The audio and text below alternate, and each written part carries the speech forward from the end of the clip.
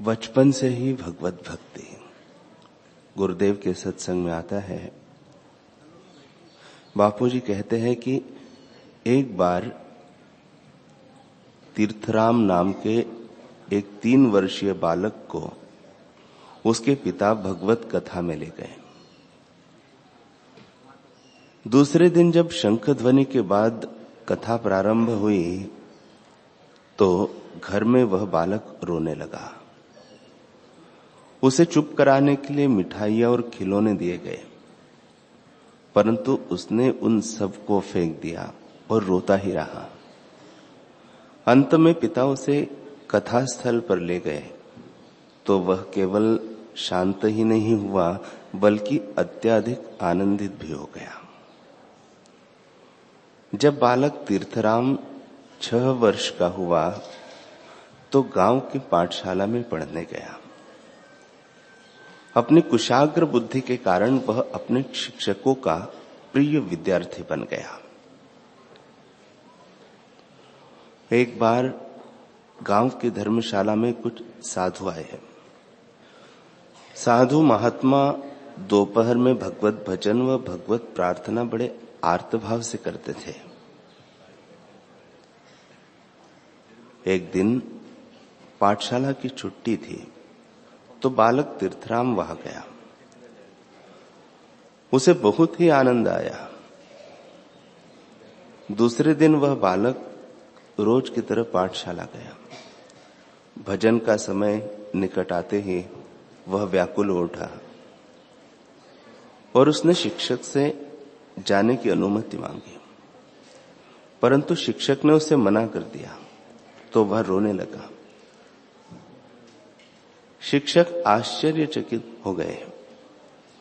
उन्होंने आज तक भगवत भजन के लिए रोने वाला बच्चा नहीं देखा था। तीर्थराम का भक्तिमय अंतःकरण देखकर वे बहुत प्रसन्न हुए। उन्होंने उसे अनुमति दे दी। इस नन्हे बालक के ये भक्तिमय संस्कार आगे चलकर पल्लवित पुष्प हुए हैं और वह तीर्थराम में से ब्रह्म ज्ञानी संत स्वामी रामतीर्थ बन गए।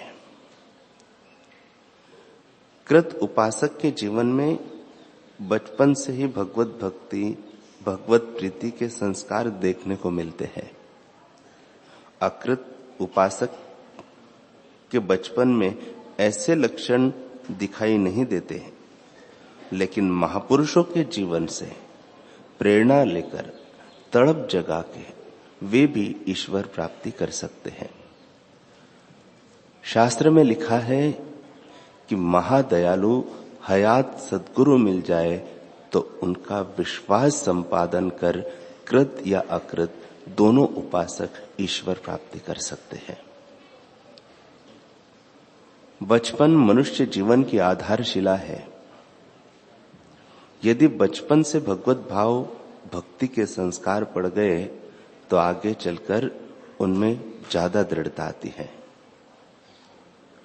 बचपन और युवावस्था में उत्साह, बल, बुद्धि में ग्रहणशीलता अधिक रहती है, जिससे ज्ञान को अच्छे से समझकर आत्मसात किया जाता है।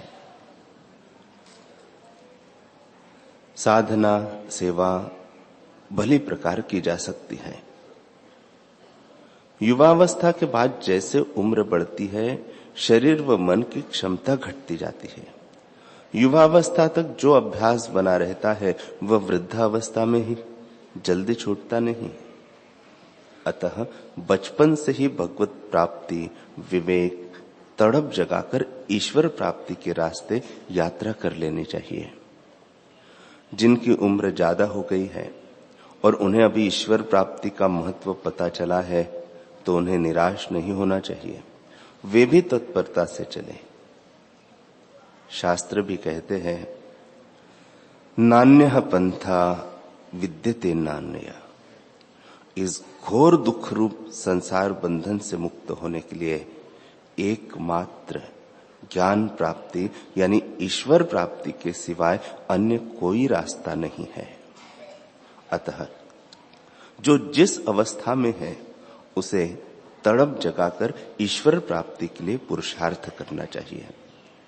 ईश्वर प्राप्ति तो करनी ही पड़ेगी, चाहे एक जन्म में करो, चाहे हजारों लाखों जन्मों का दुख भोगने के बाद करो, क्योंकि मानव जीवन का उद्देश्य ईश्वर प्राप्ति ही है।